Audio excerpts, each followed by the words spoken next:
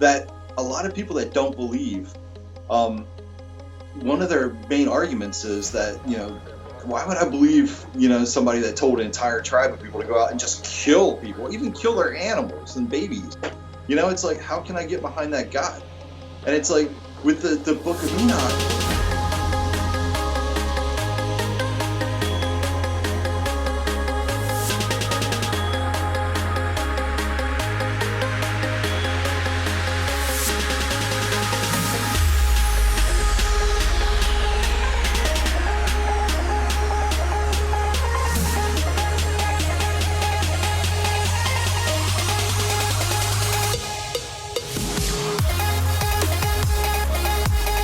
Hello and welcome to the Sharpening Report. I am your host, Sam Johnston. Over the past couple episodes, and really all of the episodes, we've covered such important topics like Planet X, Nephilim, Genesis 6, UFOs, and all those really crazy things in between. And after we're done with each episode, we go on our own and do our own research and read many, many important works that, list facts after facts after facts. And they are great, but let's be honest, sometimes they can kind of wear you down and, occasionally even get a little boring.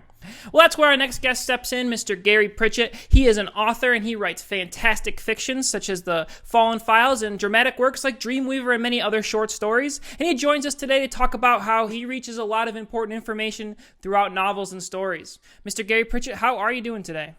I am doing fantastic, Sam. Thank you so much for having me on. How are you doing tonight? I'm doing great. It's finally great to get you on. Full disclosure, everyone, we had a lot of troubles getting Mr. Gary Pritchett on today because we had a lot of adjustments with internet and things like that. So we finally got you here. So how do you do it? How do you wrap up such important information in a story that's entertaining?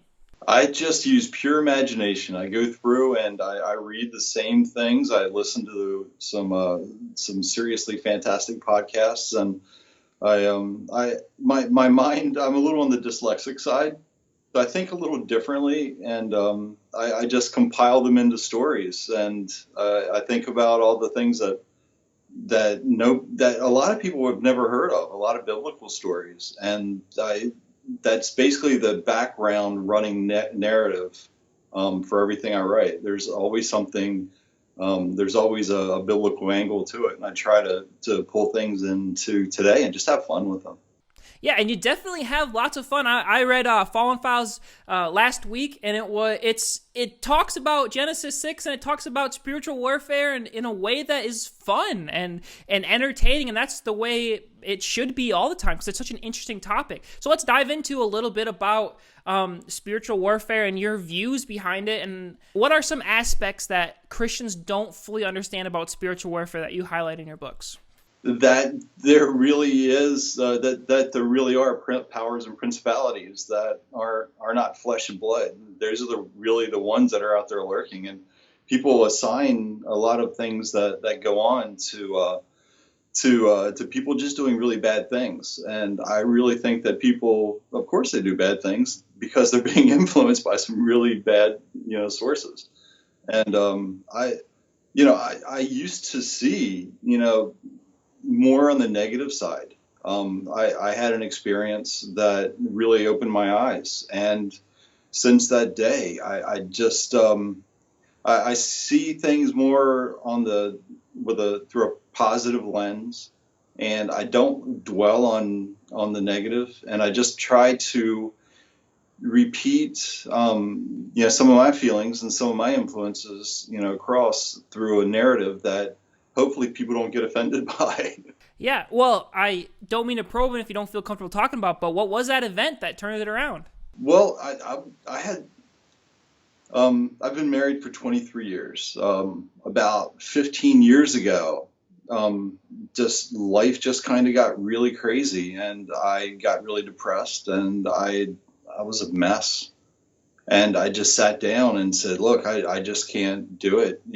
I've heard you're out there. I don't need to see any proof, but if you want to help, please step in. And I just had this completely warm sensation, like the biggest bear hug I've ever had. And I actually physically heard a voice. It's okay. Just let your ego go, and I've got it. So since that day, I've been able to for the most part, I'm human, but for the most part, I've been able to set my ego aside and really try to hear what people are saying and really try to see what's going on without trying to bend them into any different direction. And I don't really see any of the negative stuff anymore. It's great. It's really fantastic. Yeah, we definitely run into a lot of negative things, especially in our world, and the circles we run in. It becomes a lot of fear being expressed, and that's something we talked about with Mark Taylor in the past. Is how dark this world can be, and your novels really do a great job on showing how real and scary this stuff can be, but how much power we have in Christ and how God empowers us to do all our tasks. So I think that's one really positive quality about your novels.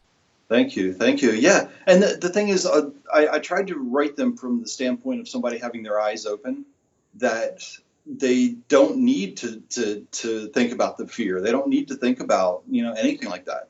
If you focus on the positive, the love that's all around, and just let grace kind of take over a lot, and the negative starts going away. And people are conditioned by society, by media, by everybody, to really notice the negative. Those are the headlines that seem to grab people, but it just that's kind of boring to me. It's like, well, once you see how great things can be, you don't even want to pay attention to that stuff anymore. And then all of a sudden, a lot of that negative stuff starts going away, and you start seeing the other side of it. And that's I try to get that across. Yeah, definitely. It's one of those tricks by Satan to make us look in the darkness and think it's actually more entertaining and better. But really, you just look at the goodness in our world and the goodness of God. It kind of takes over, and you forget about all that other stuff. So let's talk about the Fallen Files for a little bit. Where did you get the inspiration for that story? Did you just sit down one day and start writing it? I actually, part of it came through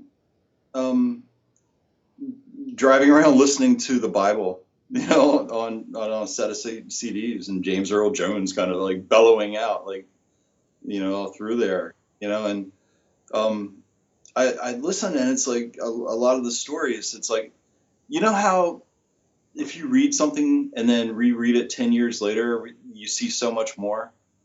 And when you're are exposed to more influences, one of my, I was listening to a lot of Canary Cry radio, about the same time I was listening to that, and a lot of Josh Peck and all. And it's like a lot of the influences, it's like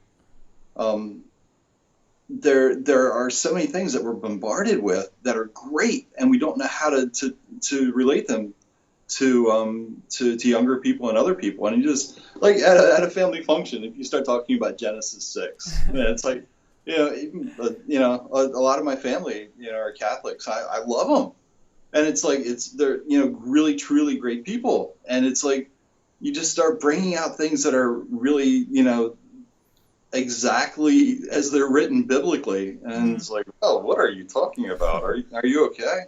It's like, no, I just wanted to talk about this part and get your opinions. It's like, I don't have any opinions. I've never really heard anything like that before, but you can walk over there and talk to somebody if you want. It's like, come on, man. It's like, I just just wanted to have a little fun, just find out what you thought. And it's like, I kind of got tired of really making people feel uncomfortable. So I just started writing them down, and I didn't expect anything to become a book. I just started taking notes. I'd pull over on the side of the road and just, put notes in my phone. And originally I was just writing things down on a notebook, and it's like I got up the courage, as I went along and started putting them on, in Word. Then I got a MacBook, started putting in Pages, and started finding out some other programs. And it's like all of a sudden they just started, growing. And I had this feeling that I had to get it done. And I know where the feeling was coming from, and it's like, okay, I'll keep going. And then I'm a photographer too and an artist, and I just kind of I painted the cover on the book and everything, and all the photographs that are in there, I took too. And it's like I try to throw things in to any conversation that are just things that are just a little outside of what you are, the obvious, so that it makes a person think. And it's like, some of the questions I've always had, it's like, when I found out about the book of Enoch, Enoch 1, it's like that answered so many questions to me anyway. I know why it's not canon. That's great. But anything that's referenced that many times in the, biblically, you should at least know about, So I stopped really caring so much what people thought, because it's just on my computer. Okay. And it's just a book. And and it's like, to try to push myself to take chances with writing, I threw an S. My middle name is Sean. So I started using the S, and then Gary S. Pritchett. And so nobody really knew me by that. So it's almost, to take myself out of my comfort level and just kind of keep pushing and keep pushing. And I was shocked when it actually became a book. Like, I released pieces of it, and then I just realized that there was something more there. So I put it all out in one and started making it into a series. And it's like, I love the characters. And one of the most incredible things about writing, from the fictional side, is you don't know what your characters are going to do. And it sounds insane, but when you just start typing, it's like you plan all these scenarios of what you think you want, the point you want to get across, but then they start doing something completely different. Even though they're coming from you, you kind of wonder, how all of your influences kind of come into play, and you kind of bring in like Joshua and Caleb are two of the main people. It's like kind of bringing that backstory in to today. And it's like anybody, like waking up from a dream or just having your eyes opened. It's like you start seeing things more, and it's like they started like in like little dream sequences, kind of remembering the past, like from their namesake. And it's like there are so many just this brilliant, fantastic stories that younger people, especially, but most people just don't really know all the ins and outs on them. And nobody can. But I live in the world of imagination, and I like to try to add some sarcasm and some humor at the same time, and kind of bring things in to make people question and make people think and do their own research. Like when I found out, that talk about like timelines as far as the age of the Earth and the age of stars and planets, and it's like it just seemed like it was really, really, there's just a lot more going on with that. And it's like, how could gravity and how could cooling come into play? And until I found out that 99% of the universe is plasma, according to Barry Setterfield. And it's like that can cool fast. A lot of things can happen. And it's like with a lot of questions. It's like a lot of people have the questions like, okay, Cain, killed Abel, and he was afraid of being killed by others. It's like, who are those others? So it's like, I got a feeling that there was more before the story that we don't really need to be told, that, things kind of come out in bits and dribbles. But with my imagination, it's like, okay, what if there was something more that God didn't need to tell us, as far as before that? And between Genesis and between 1 and 2, what if the earth was remade? And what if some of the inhabitants that were there before just kind of kept coming across? And it's like, they're just, when I would start typing, there are just so many more questions that just keep popping in. So I stopped trying to answer them completely, and myself, and just started having fun with them. And that's where it came from. Yeah, anyone who's looking to do an interview, take notes. That's how you start an interview right there. We have so many different avenues we can go down. You talked about the book of Enoch, the creation of the world. Oh, I don't even know which direction to go in. First thing, I would just like to comment on, your testimony of just of facing family members or friends trying to talk about these different topics, or just even just mentioning Genesis 6 and Nephilim and giants. You start getting crazy looks even though it's written in scripture. And I think that's why people come to shows like this and the Sharpening Report is, we're all like that. We all face those things, and we're all doing this together now. So, if you're listening to this and that struck a chord with you, you're not alone anymore. We're here to talk about these things. So let's just pick one of them and dive in a little bit. Let's talk about the creation story a little bit, because in the Fallen Files, it went creation, dinosaurs, destruction, new Earth, Genesis stories, and like it's I kind of heard that before a little bit, but then after reading your book, I was like, maybe I should look into that a little bit more. Yeah, and it's like that, and that's perfect. Thank you for seeing it that way, because that's the way I like to write. To pose questions and pose things like one of the theories that one of the angels that was actually writing. I think that free will is such a huge force in anything that was created, and we were all created by the same creator. So I just mentally assumed that angels have free will. So I also made the assumption that God on the sixth day when he made man, he's like, let us make them, in our image, and I think the man was created to be an imager of God.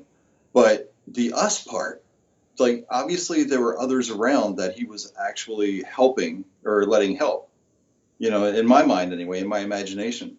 So I imagine what those others were doing, like in their downtime and free time. And it's like, well, okay, look at that over there. Like let's call that a dinosaur and let's start playing around. And one of the main characters in the Fallen Files is actually this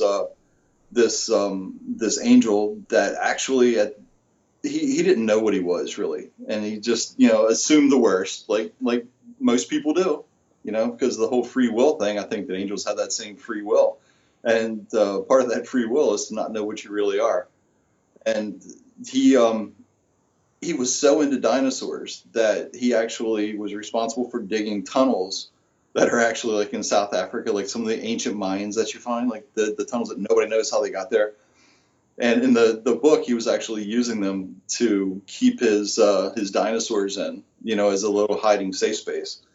And that God was creating, in the story anyway, in my mind, that's the same time that people were starting to become people and kind of playing around. And dinosaurs, of course, like to eat things that are quite slow.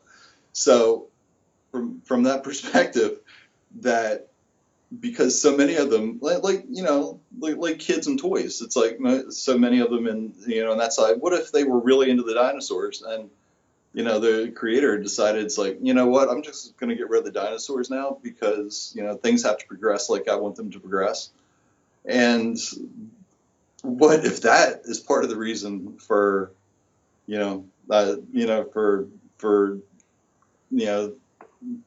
partially turning away, but partially the whole Naribu story, Planet X story, as far as like with that, they, what if some of them actually decided to move some of the dinosaurs there, had an atmosphere and everything, and that just got completely destroyed.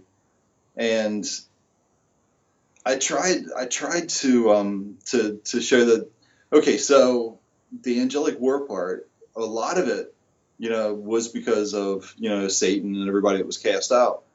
But what if some of them were just kind of like not really in on the story, but were kind of like, they didn't really know what was going on completely, and they became some of the fallen ones. But with the whole creation thing, it's like, after that was done and the planet was destroyed, it's like, okay, now you guys, we don't really trust you that much anymore, but we're going to remake Earth now. So you can help, but you can kind of like stand over there, So it's like, there's so many things with the whole creation thing that we really don't know, but it's just so amazing. And it's like, I just pictured in my head, like, the creator, like, God throwing plasma in the air, and it's like, say, okay, you position this there, and that'll be a planet, and this will be a planet. And then asteroids coming from that. So it's all just complete, imagination and creativity, just kind of trying to figure out, like, picture, how that could have happened, Mm-hmm. Yeah, and the story of creation is so fascinating anyway. It's like the perfect thing to construct your own a narrative around. So I do have a question for you. I know some people watching this would be like, oh, he talks about this topic, Planet X, and Planet X isn't real, and it's all fake, and now you're spreading fake, and blah, blah, blah, blah, and they're going to be all upset. How do you respond to people like that? The reason I write a lot of things in is so that a lot of people just don't hear about things. So on the first book, the Fallen Files book, that I got into a lot of these topics, I actually used some footnotes, and I called it like fiction, footnote fiction. And I normally don't use footnotes, but in this book, I really felt that I needed to give people, when they have those questions or those, feelings, a place to look before they really get too mad about it. It's like, okay, well, that's where that part comes from. Maybe there is something, it's like, I just wanted to kind of like break down a lot of barriers and throw a lot of possibilities out there from as many different angles as I could, while still keeping it in a story, because nobody really knows what's going to happen in the future. We know from biblically what's going to happen, but not necessarily how it's going to happen. And I don't really like when somebody says, okay, this is the way it is, and it's like, okay, no, back that up. Show me biblically exactly where that is, to show that there's no way that anything else could happen. And that kind of like leads people to a really tight, closed off mindset, where they don't really think for themselves anymore. They just kind of go with, okay, this is what I heard and this is what I feel, so that must be true, and that's what I believe. But beliefs are written on the, personal beliefs are written on the wind, basically. You learn something new all the time. And it's like every time I read through parts of the Bible, things that I thought that I knew for sure at one point just seem so different.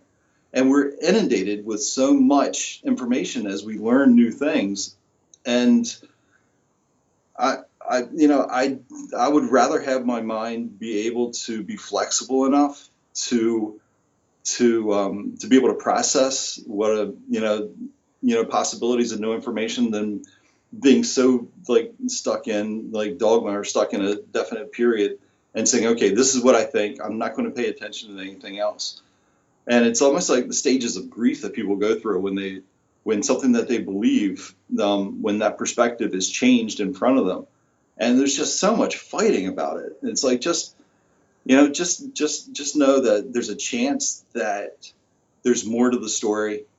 And I just, I'm a fiction writer. I have fun with it, and I present things in a way that try to make people think, and try not to get people too upset about it at the same time. Last week we talked with Lexi Best, and she talked all about how to approach people, specifically liberals, and how to address that sort of difference in thought. And it's the same process here with our different theories. There's people who disagree with each other, and by no means do I agree with everyone that I listen to, but being able to dive into certain aspects that sound or look crazy, that you think can't possibly be the case, it's part of being mature, is be able to understand that. And your book does such a great job of encompassing so many different weird theories out there into an enjoyable read. And so I really appreciate that specifically. Another thing that I also really appreciate is your ability to incorporate specific biblical stories or verses without ever actually addressing them. Just one quick example is, one of the characters was his name was Thomas, and one thing you said Thomas, but I doubt you'll really care if that's my name. And it's just it's fun. That's an interesting way to do that. Thank you. And but yeah, I like throwing little nuggets out, like that, because that's how I think, basically. And anybody that knows part of the story, will pick up on it, and it's like, wow, that. But what I've been amazed by is people that have had no idea what I'm really doing, reference, and then saying, what was that? And you tell them, and they actually go look things up and find those parts. So yeah, I really love to do that. And the whole Doubting Thomas character, yeah, that actually was one of my favorite ones. And it's he rides around on a Fat Boy Harley. It's and it's kind of bringing things that are today into it. And part of the reasons from each of my books, I always write some kind of Harley character in there because of Jim Wilhelmsen. Because that's how he got his start. If you think about something like that, it's like being a big biker and then just being hit by the Lord, and starting to talk about it, And it's I try to bring that apart, that part through. And I try to use biblical sources like that. I try to use little ins and outs. And also, with I don't want to keep reinventing the wheel, so I throw things out there that people have already done and said. And I pull a lot of strength from the references like that, from people that are, you kind of like read some of the characters and it's like, I've heard something like that, or that sounds like somebody else, or there's a chance it was kind of modeled after them, just, a fun way to do it. Yeah, it is fun. So kind of let's go. I want to go back a little bit to your testimony of addressing family members and friends and getting kind of rejected at some sense. Just talking about this stuff. What would you say to people who are facing that right now? What steps do you take to kind of cope with that? I don't know if loneliness is the right word, but cope with that sort of rejection from close people that are supposed to accept you no matter what? Well, you pretty much, you just try to live the example, and it's like, and you try to take your ego out of it as much as possible, because when people don't really agree with, something that you say or get offended like that, you can just know that, okay, I probably, when I was at that same point in my life, I might have felt that same way. And it's like, my eyes are open to a little bit more now. So I'm just not going to be too harsh about it. And just when people try to, do things like that, or kind of like, do the human nature thing and try to put you in a box, a nice, safe, comfortable little box, so they know exactly who you are, so they can, go about, other things that they're working on in their life. Just know that they actually did hear some of what you said. So if you try to always just try to keep, I try to keep a little humor, and it's like a little lightheartedness, and, and just not be too heavy handed with anything like that. And it's like, you throw out like a little reference and see if they pick up on it. And if so, just kind of say, if you want to talk about it, just come to me. Like, we can just sit down and, we'll have a little campfire, or go grab a canoe, or whatever you want to do, or go for a walk, but if you want to talk about anything, do it. And it's like, if they know that you believe something that sincerely, but you're able to set that part aside to see them as a real person and what they're going through, then that opens that channel of communication. And they know that you're just not, because a lot of people are just so preachy, and it's like it's so critical to have people hear, that, hear all of that and everything biblical. But if you come across it, heavy-handed, you're just not going to get across, any information, So that's pretty much how I've learned to handle it. It's like, just throw out little nuggets, and they know that when they're in a situation where they want to talk about it, they can come to you.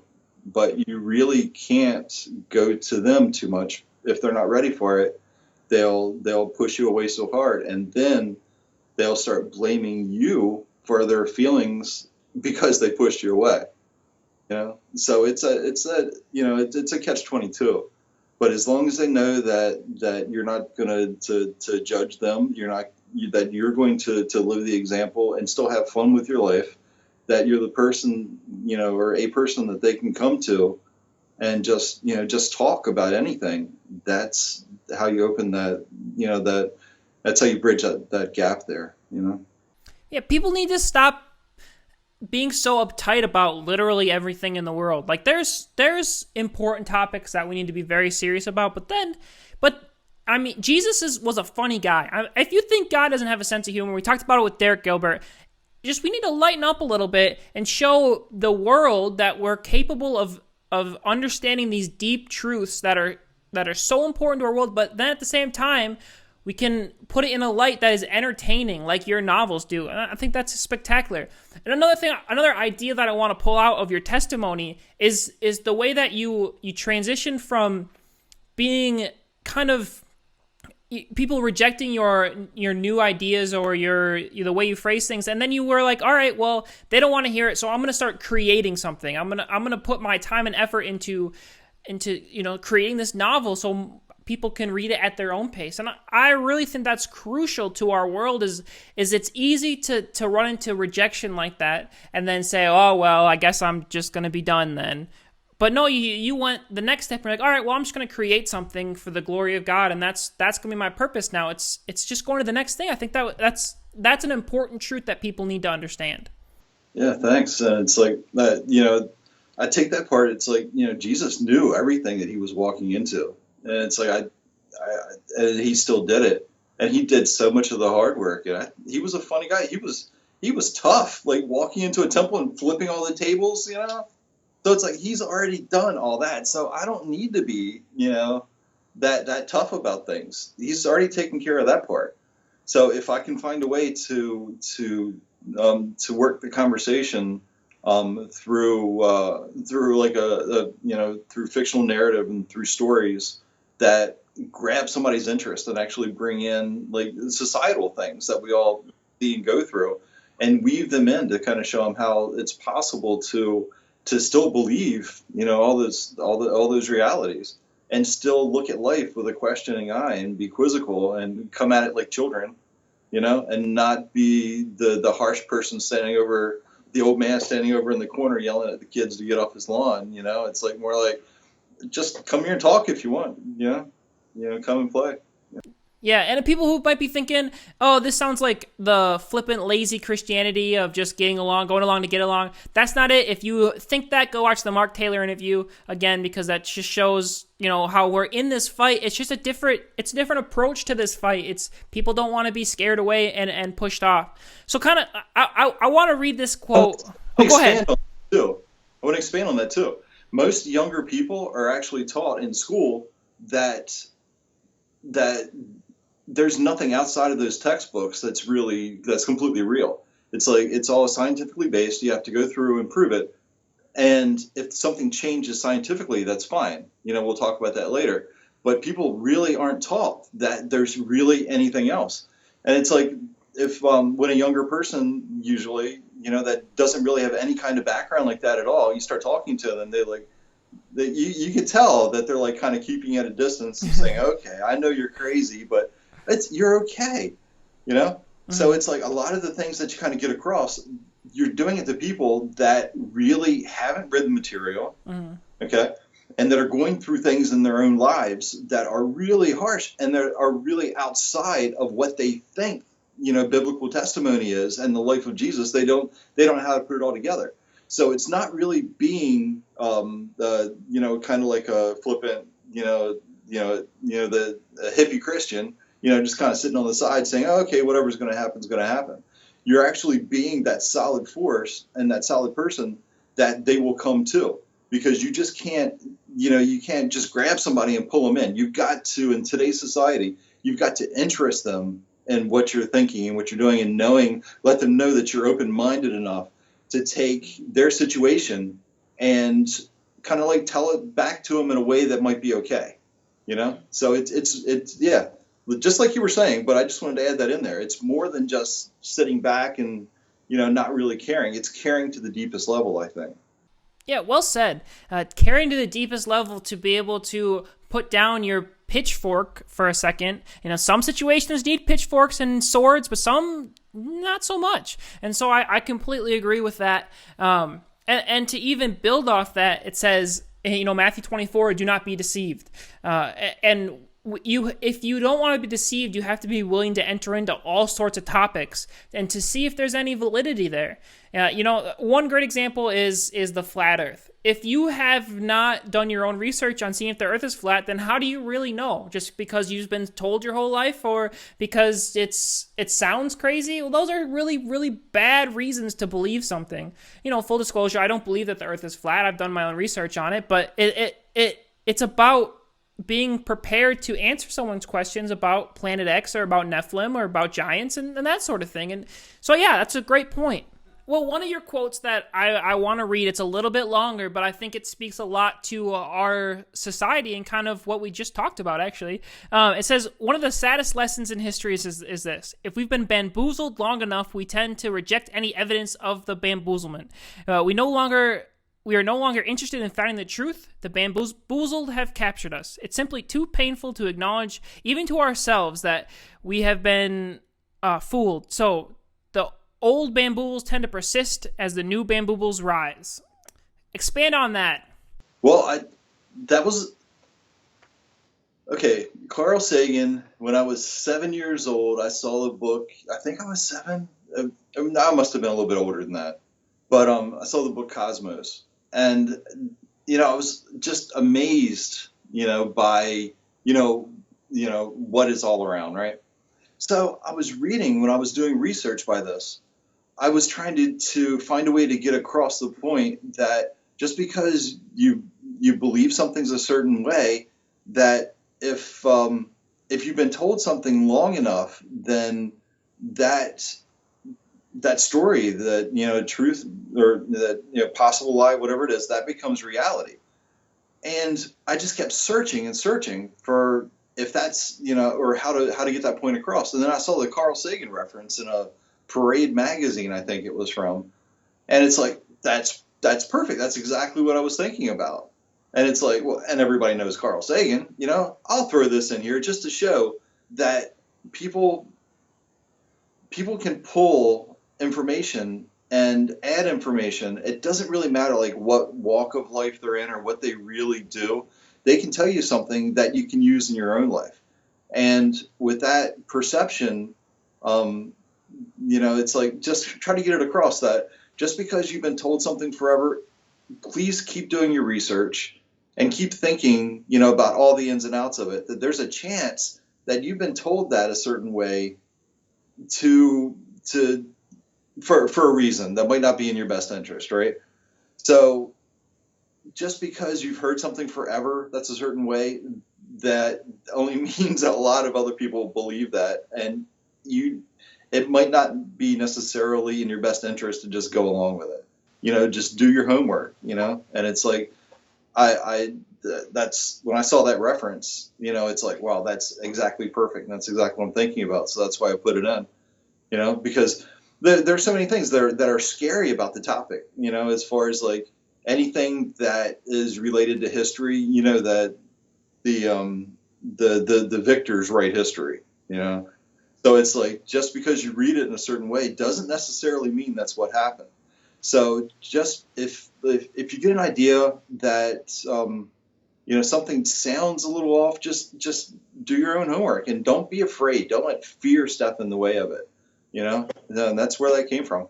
Again, Matthew 24, do not be deceived. Satan has a plan, and he's going to try to make you not believe that he has a plan. And of course, his plan is going to sound crazy, so you don't believe it. It's just kind of, if you follow the logic there, it makes a lot of sense. So let's dive into something else that doesn't really make a lot of sense. The book of Enoch, you mentioned it, and you talked about it. Dive in a little bit to the crazy world of the book of Enoch. Right. Well, part of it, and the reason I think that it's so important to know, besides the fact that it's referenced, it's so many times. I think like 72, that magic 72 number. There's either an exact reference or just a fragment of something, that's in the Bible. That a lot of people that don't believe, one of their main arguments is that why would I believe somebody that told an entire tribe of people to go out and just kill people, even kill their animals and babies? It's like, how can I get behind that God? And it's like with the book of Enoch, I was in this Facebook group. I don't even remember how I got into it. Somebody, Gary Robakoff, came out of nowhere and pulled me into it. And I started reading, and it's like, what is this? I know I've heard of the book of Enoch before, and I really didn't know that much about it. This was like 2013 into 2014 when I was like starting to really get into that part of the book. And it's like when I went through the, as far as like actually breaking down the watchers that were cast out that are chained away, what they did to get chained away. And it's like, that's Genesis 6. It's like, what's the deal with that?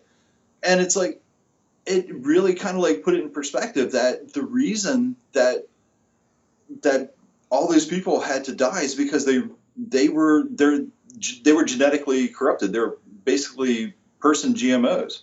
And it's like, if they were allowed to continue to reproduce, then that was the whole reason for the flood. You know what I mean? But it made all that make sense about why all that had to happen, because there was so much genetic manipulation and tampering going on. And the book of Enoch put that, that part of it, made that so clear, that some things that are done that are really harsh are done because it's in your best interest and out of love. And that's the main thing that I take from that, that part of it.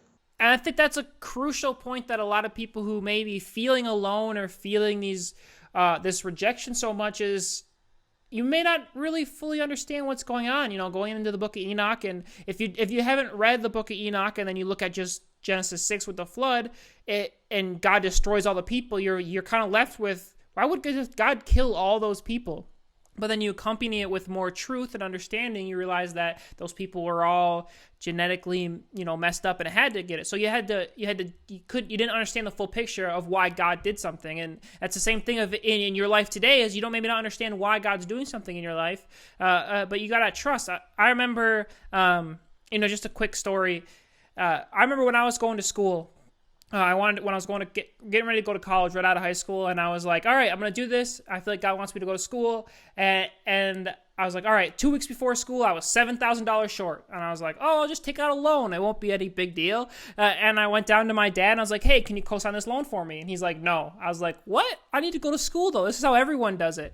And he's like, no, this is not what God wants you to do. And I was really mad and really upset about that, form of rejection. And so I went up to my room and I was like, well, God, what do you want me to do? I know you want me to go to school. So what the heck? So I flipped to a random page in my Bible and I was like, all right. So I think it was like Psalm 80 and it was not helpful at all. And I was like, God, you're supposed to be helpful here. And I kid you not, this sounds super corny, but it's true. Like the wind blew and it flipped the page to Psalm 77 and it said, you don't know what's going on now, and you don't recognize what's happening, but just remember who I am, remember my miracles, and it'll all work out. And of course, I'm paraphrasing that. But then the next 2 weeks, $7,000 came in out of nowhere. I didn't have to take out any more loans, and I was able to go to school. And so again, that just speaks to God's plan and His awesomeness over all things.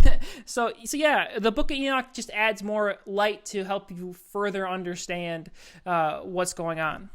Right, and it's like it does. Like I completely understand why it's not canonical and accepted like that. Oh yeah. But I think in the book I kind of get into some more nefarious reasons why it's not.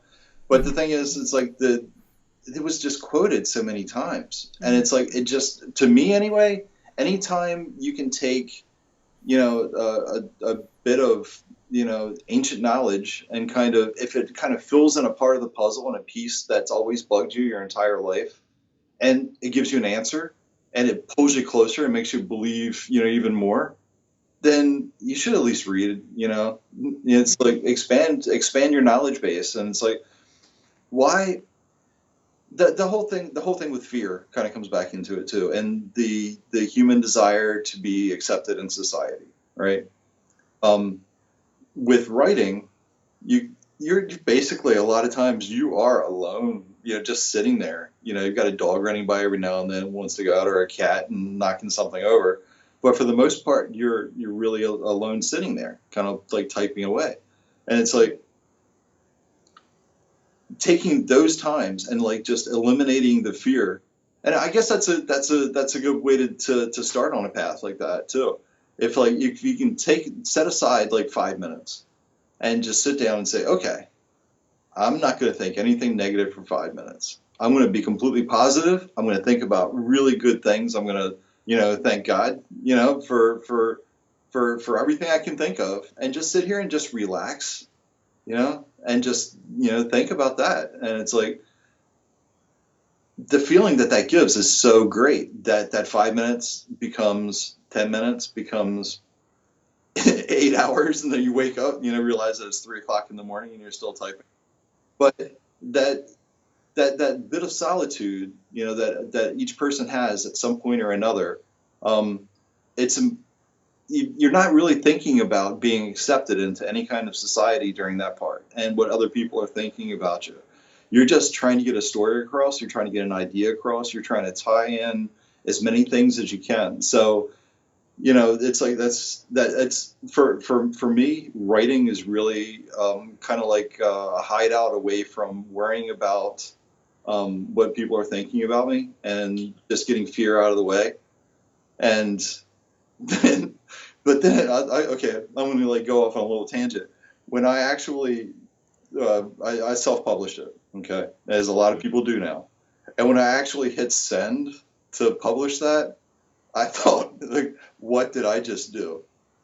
It's like I just threw out, and people are going to point fingers and everything. It's like, but the thing is, I've gotten so much acceptance from that, and I've met so many new people just because I took a chance, and I wasn't afraid, and I didn't let any of those things, the societal standards like that, affect what I felt that I needed to do. And if everybody takes a chance on doing something good, and first doing no harm, and trying to help other people, and just like taking a chance on your creativity. It's amazing the blessings and the gifts that everybody has. And I just kind of stumbled upon one.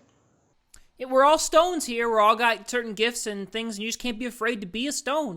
That's like the message of this. Kind of what you just said is like the message of this channel is what I want it to be. We're all stones. We have our own gifts. We're progressing together as a body of Christ to glorify Him, and we can't be afraid anymore. And I'm gonna start using this episode as like in the future episodes when I'm gonna direct people back to see like what this channel is all about. That's it. We're searching for truth at all angles. We're looking into some of the crazier aspects that maybe we don't really know about that kind of scare us a little bit. We're going to dive into some crazy things, and we're going to look at them, and if you don't agree, that's fine, but let's talk about why you don't agree, and let's sharpen each other. Again, that's the name of the show. So anyway, we have about 7 or 8 minutes left of the episode. Where do you want to go? What topics do you want to cover? What do you want to touch on? Well, actually, the second book that I wrote, Dreamweaver, that carries a lot of the same characters across, but I tried to imagine what things are going to be like in a pretty short period of time. Like I picked 2025 to be the main point there, and about how technology is we're being inundated.